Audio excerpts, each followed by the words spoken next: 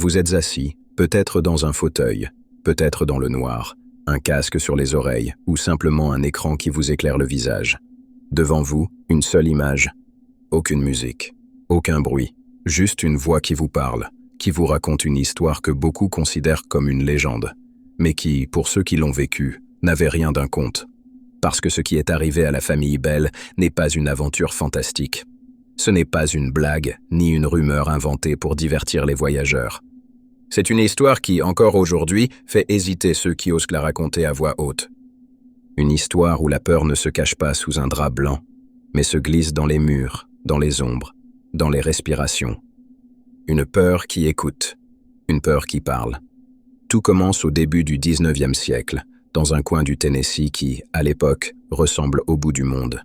Une région encore sauvage, arrachée aux peuples autochtones poussés toujours plus à l'ouest. Une terre dure, violente, où l'hiver gèle les récoltes, où l'été brûle les poumons, où la loi n'est que l'ombre d'un mot prononcé trop vite. Là-bas, la vie ne tient qu'à un fil, à une dent qui se casse, à une mauvaise rencontre, à un fusil qui se lève trop tôt. Au milieu de cette nature indifférente se trouve une grande ferme, la ferme de la famille Bell. John Bell, le patriarche, est un homme respecté. Ancien diacre baptiste, propriétaire de plusieurs centaines d'acres, un homme qui a bâti sa réussite à la sueur de son front et au travail forcé de ses esclaves, comme beaucoup à cette époque. Sa femme, Lucy, est douce, solide, aimée de tous. Autour d'eux gravitent leurs enfants, une véritable tribu. Jess, John Jr., Drew, Esther, Zadok, Richard, Joel, et surtout Betsy, la seule fille encore enfant, la préférée de son père. Un 9e enfant, Benjamin, est mort en bas âge, premier nuage dans un tableau qui, autrement, semble lumineux. Les journées des Bell sont réglées au rythme du soleil. Réveil à l'aube, travail dans les champs, repas simples, prières, sommeil. Une vie austère mais ordonnée, une vie qui ne laisse pas de place pour l'inexplicable. Mais au cours de l'été 1817, alors que les champs de maïs ondulent sous la chaleur, quelque chose commence à fissurer cette routine parfaite. Un soir, John Bell inspecte ses cultures. Le fusil posé sur l'épaule, il marche lentement, l'esprit occupé par des pensées banales. Le prix du coton, les pluies à venir, les comptes du domaine. Le soleil décline. L'air devient lourd, presque électrique. Au bout d'un rang, il s'arrête net. Là, sur le chemin de terre, un animal l'attend. Un chien noir, grand, beaucoup trop grand. Mais ce n'est pas sa taille qui glace le sang de John.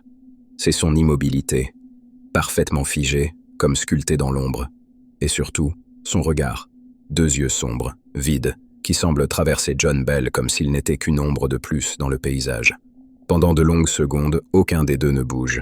Le silence devient presque palpable. Le vent s'arrête. Même les insectes semblent retenir leur souffle. John sent un frisson lui parcourir la nuque. Un frisson qu'il n'avait pas ressenti depuis les années de guerre. Ce chien n'a rien d'un animal sauvage.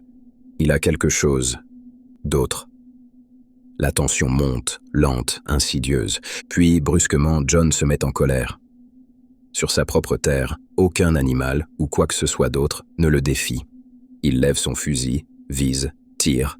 La détonation éclate dans le champ, et à l'instant même où le coup part, le chien disparaît.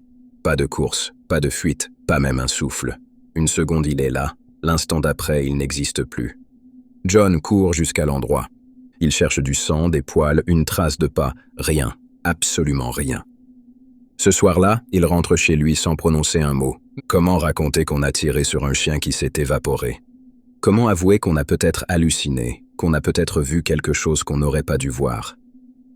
Les jours passent, John tente d'oublier. Mais les Bell ne tardent pas à comprendre qu'ils viennent d'ouvrir la porte à quelque chose qu'ils ne pourront ni ignorer, ni fuir.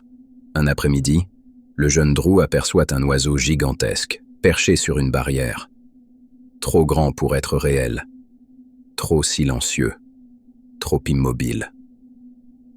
Il cligne des yeux et l'oiseau s'envole sans un bruit. Puis vient Esther. Elle marche vers le poulailler pour ramasser des œufs quand elle voit une femme. Une silhouette noire, de la tête aux pieds, avançant lentement sur le chemin qui mène à la maison. Esther la salue. La femme ne répond pas.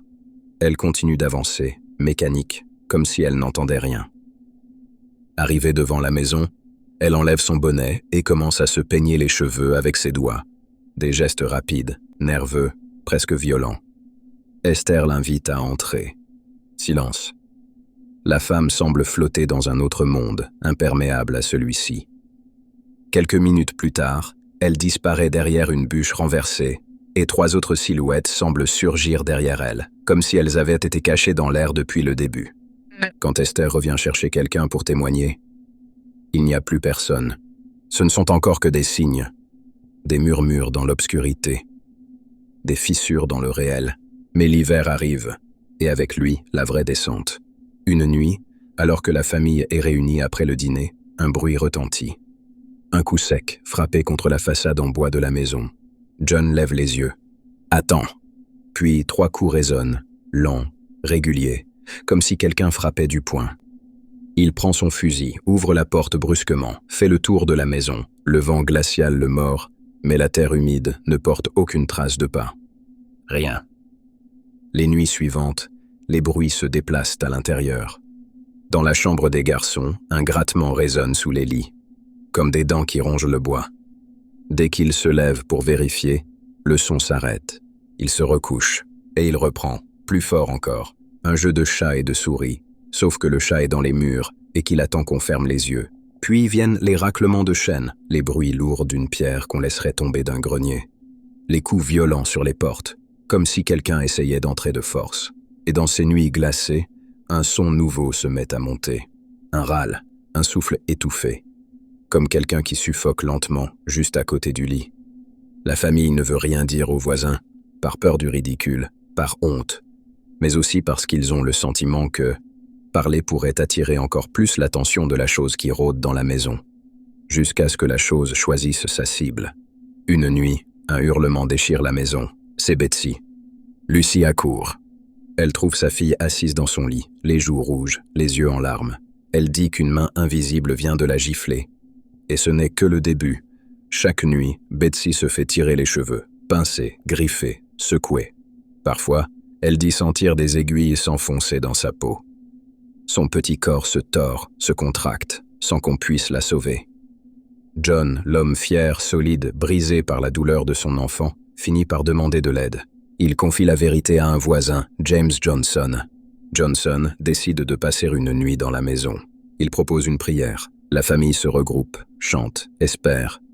Quand les lumières s'éteignent, l'enfer se déchaîne. Les murs tremblent, les couvertures se soulèvent toutes seules. Betsy hurle. Et au milieu du vacarme, un son nouveau retentit. Un rire. Un rire de vieille femme, désincarnée, qui semble venir du sol, du plafond, des murs, de partout. Johnson hurle dans le vide. « Qui es-tu? Qu'est-ce que tu veux ?» Le silence tombe d'un coup. Puis, quelques secondes plus tard, tout recommence. Plus fort encore, comme si l'entité voulait lui répondre en musique. À partir de ce moment-là, la maison devient une attraction maudite. Des curieux, des pasteurs, des sceptiques viennent pour observer. Certains repartent en riant. D'autres jurent ne jamais revenir. Et une nuit, alors que plusieurs personnes sont présentes, les murmures changent. Ils deviennent des syllabes, puis des mots, puis une phrase complète, prononcée par une voix de vieille femme, claire, froide. Je suis un esprit. J'étais heureuse autrefois, mais j'ai été dérangée.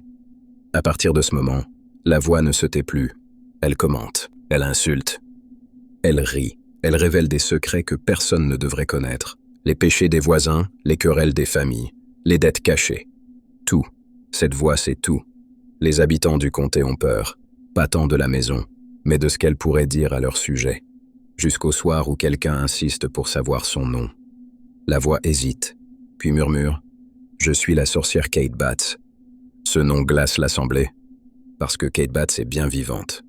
C'est une voisine étrange, marginale, en conflit avec John Bell depuis des années. Et la voix ajoute d'un ton presque joyeux « Et je tourmenterai John Bell jusqu'à sa mort ». À partir de là, la terreur prend un autre visage.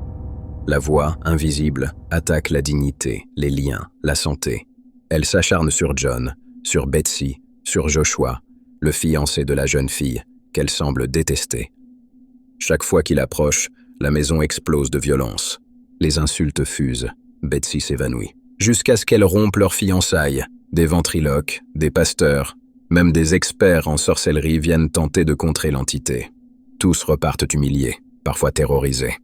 Un charlatan fait boire à Betsy une mixture censée la protéger. Elle convulse et vomit. Des épingles, des dizaines d'aiguilles métalliques, tordues, crachées sur le plancher. Et la voix, hilar. Donnez-lui une autre dose, il en sortira de quoi ouvrir une boutique. La rumeur finit par attirer un homme important, le général Andrew Jackson. Il se rend à la ferme avec ses hommes. Son chariot s'arrête net à 1 kilomètre de la maison, immobilisé par une force invisible. Une voix retentit. « Vous pouvez avancer maintenant, général. » Et soudain, les chevaux repartent comme si de rien n'était. Le soir, la maison reste silencieuse, jusqu'à ce qu'un des soldats, agacé, provoque l'esprit. Il finit au sol, traîné par une force invisible, hurlant qu'on lui tire le nez et qu'on le frappe. Au lever du soleil, Jackson quitte les lieux. On raconte qu'il aurait dit « Je préfère affronter l'armée britannique que passer une nuit de plus ici. » À partir de ce moment, l'entité n'a plus qu'une seule cible, John. Sa santé se détériore à une vitesse terrifiante. La voix décrit chaque douleur, chaque faiblesse, comme si elle savourait sa victoire.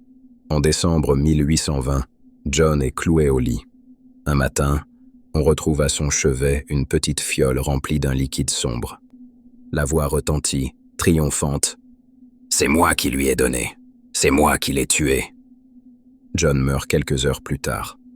Le jour de son enterrement, alors que tout le village est réuni, un chant résonne près du cercueil. Un chant joyeux. La voix célèbre son triomphe. Pendant plusieurs semaines ensuite, elle revient visiter Lucy ou tourmenter légèrement John Jr. Puis elle annonce « Je reviendrai dans 7 ans ». Elle revient exactement 7 ans plus tard, moins violente, plus bavarde. Elle discute, elle enseigne, elle prophétise, notamment une grande guerre qui déchirera le pays, la guerre de sécession. Puis elle disparaît à nouveau en annonçant un dernier rendez-vous. Je reviendrai en 1935. Elle ne reviendra pas. Des années plus tard, certains pensent que toute cette histoire n'est qu'un canular sophistiqué, orchestré par Richard Powell, le maître d'école, amoureux de Betsy et excellent ventriloque. D'autres pensent que l'origine est plus sombre, qu'il ne s'agit ni d'une voisine rancunière, ni d'un homme jaloux, mais d'une force importée de loin, très loin. Des Caraïbes, de l'esclavage, du vaudou, de la souffrance des êtres que les belles exploitaient au quotidien, car la voix avait mentionné un séjour dans les îles, et la violence qui frappait les belles ressemblait davantage à une vengeance qu'à une farce. Alors, qu'est-ce qui a vraiment hanté la maison Bell? Un esprit? Un homme? Une malédiction? Personne ne le sait. Peut-être que personne ne le saura jamais. Mais ce que l'on sait, c'est ceci. Les Bell ont vécu une terreur qui ne s'éteint pas dans les livres. Une terreur qui a survécu aux générations. Une terreur qui continue d'exister dans chaque récit, dans chaque témoignage, dans chaque silence. Et maintenant que vous avez entendu cette histoire, écoutez attentivement autour de vous, le silence, votre pièce, votre maison. On raconte que la sorcière aimait particulièrement les endroits où quelqu'un pensait à elle, où quelqu'un prononçait son nom. Ce soir, vous éteindrez cette vidéo. Et peut-être, au moment de fermer les yeux, un bruit léger résonnera dans votre chambre. Un grattement, un souffle, un pas. Ce ne sera sûrement rien, rien d'autre que votre imagination. Du moins, c'est ce qu'il vaut mieux croire, parce que certains disent qu'une histoire, une fois racontée, laisse toujours une porte entr'ouverte, et que parfois, quelque chose passe à travers. Bonne nuit.